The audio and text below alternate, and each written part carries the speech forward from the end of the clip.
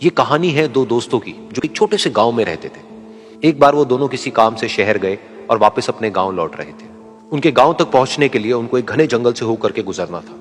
और जब वो उस जंगल से गुजर रहे थे तो एक दोस्त को प्यास लगी और वो पानी ढूंढने के लिए रास्ता भटक गए। थोड़ी ही देर बाद शाम हो गई और रात होने ही वाली थी। तो उन दोनों की नजर एक गुफा पे पड़ी जो कि पेड़ों से घिरी हुई थी चारों तरफ से। तो उन्होंने सोचा कि यही जगह ठीक है रात बिताने के लिए।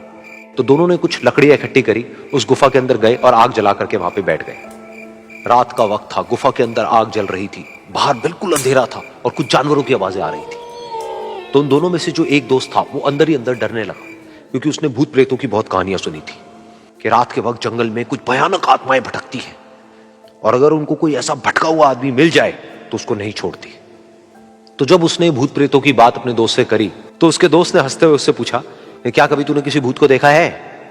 तो उसने कहा, नहीं मैंने तो नहीं देखा, लेकिन मेरे कुछ जान पहचान के लोग हैं जिन्होंने देखा है। तो उसके दोस्त ने उसको समझाने की बहुत कोशिश करी कि यार ऐसी सुनी सुनाई बातों पर विश्वास नहीं करते हैं, अब तू सो जा और मुझे भी सोने दे, मुझे नींद आ रही है। और इतना कह करके उसका दोस्त वहीं पर लेट गया और थोड़ी देर में सो गया। लेकिन वो जो अंदर से डरा हुआ था वो लेट तो गया, लेकिन उसको नींद नहीं आ रही थी। उसको लग रहा था कि शायद यहां पर कहीं कोई है जो छुप करके कहीं से उसको देख रहा है।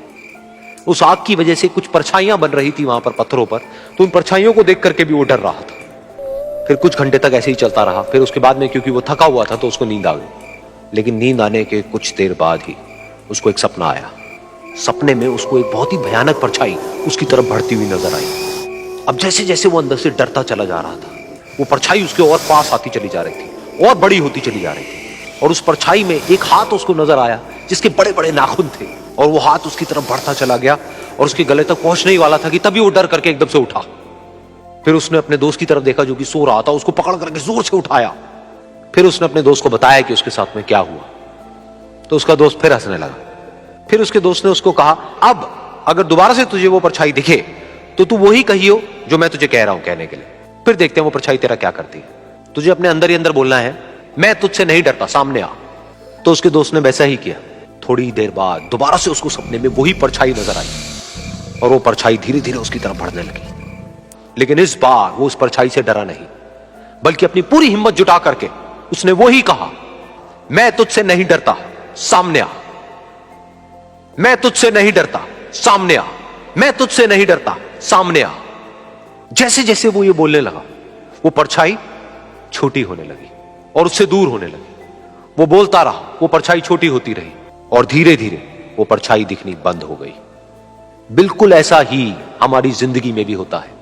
हमारे अंदर जितने भी डर है, उससे हम जितना डरते हैं हम उतना ही छोटे होते चले जाते हैं और वो डर उतने ही बड़े होते चले जाते हैं।